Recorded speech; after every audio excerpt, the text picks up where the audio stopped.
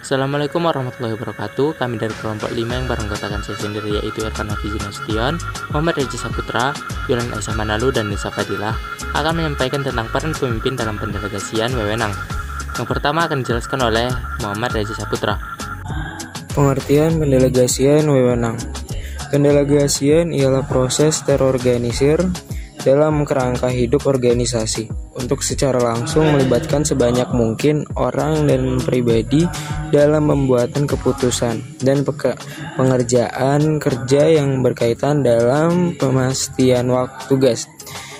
Pendelegasian dilakukan dengan cara membagi tugas, kewenangan, hak, tanggung jawab, kewajiban, serta tanggung jawab yang disertakan dalam suatu penjabaran atau deskripsi tugas formil dalam organisasi. Berikut adalah definisi atau pengertian dari delegasi oleh beberapa pakar. Yang pertama, Dr. Haji Melayu SP Hasibuan. Pendelegasian wewenang adalah memberikan sebagian pekerjaan atau wewenang oleh delegator kepada delegate untuk dikerjakannya atas nama delegator. Yang kedua, Ralph Davis. Pendelegasian wewenang hanyalah tahapan dari suatu proses ketika kita menyerahkan wewenang berfungsi melepaskan kedudukan dengan melaksanakan tanggung jawab. Yang ketiga, Harold Kohns and Croyle Daniel. Pendelegasian wewenang merupakan pokok yang didapat kembali oleh pemberi wewenang. Hal itu adalah suatu sifat wewenang. Si pemilik wewenang atau pemimpin tidak selamanya menyelesaikan sendiri kekuasaan ini dengan menyerahkan wewenang itu. Manfaat pelimpahan wewenang. Yang pertama, pelimpahan wewenang memungkinkan subbagian atau bagian mempelajari sesuatu yang baru dan memperoleh kesempatan untuk melakukan sesuatu yang baru tersebut. Yang kedua, bahwa pelimpahan wewenang mendorong tercapainya keputusan yang lebih baik dalam berbagai hal. Yang ketiga, menyelesaikan pekerjaan akan dapat dilakukan dengan lebih cepat sekiranya pelimpahan wewenang tersebut berjalan sebagaimana mestinya dan diberikan kepada orang yang bertanggung jawab. Dasar pendelegasian. Pokok pembahasan tentang dasar pendelegasian ini berupaya untuk menjawab pertanyaan, mengapa pendelegasian itu penting? Pendelegasian itu sangat penting bagi hidup dan kerja setiap organisasi dan dengan alasan-alasan mendasar berikut di bawah ini. 1. Pimpinannya hanya dapat bekerja bersama dan bekerja melalui orang lain. Sesuatu yang hanya dapat diwujudkannya melalui pendelegasian. Kedua, melalui pendelegasian, pemimpin memberi tugas, wewenang, hak, tanggung jawab, kewajiban, dan pertanggungjawaban kepada bawahan demi pemastian tanggung jawab tugas, atau agar setiap individu peserta suatu organisasi berfungsi secara normal. Yang ketiga, dengan mendelegasian, pekerjaan keorganisasian dapat berjalan dengan baik tanpa kehadiran pemimpin puncak atau atasan secara langsung. Yang keempat, dalam mendelegasian, pemimpin mempercayakan tugas, wewenang, hak, tanggung jawab, kewajiban, dan pertanggungjawaban yang sekaligus menuntut adanya hasil kerja yang pasti dari bawahan. Yang kelima, dalam mendelegasian, pemimpin memberikan tugas, wewenang, hak, tanggung jawab, kewajiban, dan pertanggungjawaban yang sepadan bagi pelaksana kerja sehingga bawahan dengan sendirinya dituntut untuk bertanggung jawab penuh dalam melaksanakan kerja. Yang keenam, pendelegasian wewenang pembuktian adanya pimpinan dan bawahan dalam organisasi.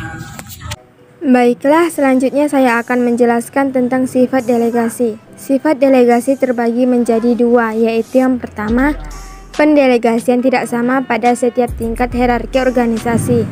Besar kecilnya pendelegasian adalah sesuai dengan tugas, hak, wewenang, kewajiban, tanggung jawab, dan pertanggungjawaban setiap individu dalam hierarki organisasi. Yang kedua, pendelegasian tidak dapat ditransfer dari suatu tugas ke tugas yang lain dalam suatu organisasi karena satu pendelegasian berlaku untuk satu tugas saja. Selanjutnya, sikap pemimpin terhadap delegasi. Pendelegasian hanya akan berfungsi secara efektif apabila pemimpin memahami dan mengambil sikap yang tepat terhadap pendelegasian itu. Yaitu yang pertama, pemimpin tertinggi dan yang setingkat di atas setiap bawahan bertanggung jawab penuh atas tugas yang didelegasikan dengan memberi dukungan penuh kepada bawahan dengan memenuhi apa yang dibutuhkan dalam menjalankan tugas.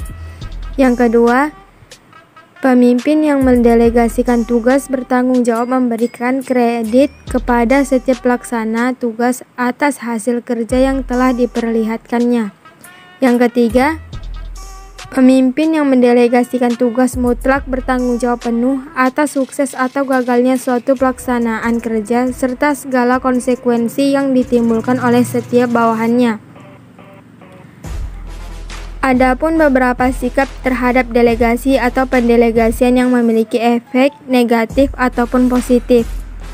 Sikap-sikap tersebut terbagi menjadi 4, yaitu yang pertama, pemimpin sering tidak mendelegasikan tugas karena berbagai alasan, yaitu pemimpin tidak tahu atau takut dan mempertahankan status quo, serta tidak mempercayai orang lain atau mencurigai orang lain. Yang kedua, pemimpin sering mendelegasikan semua tugas karena pemimpin tidak tahu ataupun ingin membahaskan diri atau meringankan diri dari kewajibannya. Yang ketiga, pemimpin sering mendelegasikan sedikit tugas karena pemimpin takut atau sangat hati-hati atau kurang atau tidak percaya. Yang keempat, pemimpin dapat dan patut mendelegasikan tugas dengan bertanggung jawab. 6. Asas pendelegasian.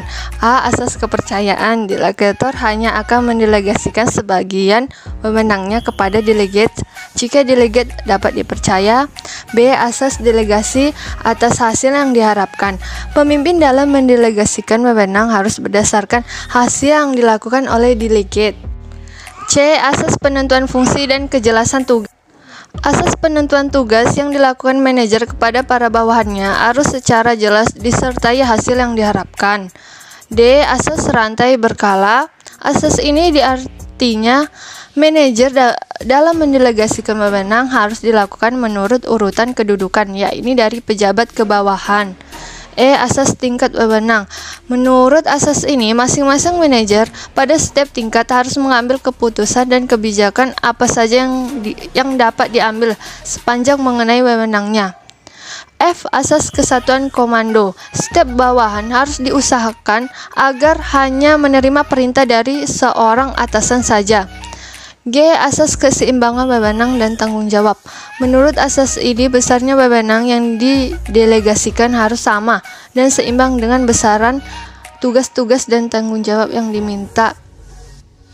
H. Asas pembagian kerja. Untuk berfungsinya organisasi hendaknya dilakukan distribusi pekerjaan, karena jika tidak, manajemen tidak berarti apa-apa dan semua tugas akan dikerjakan sendiri oleh manajer.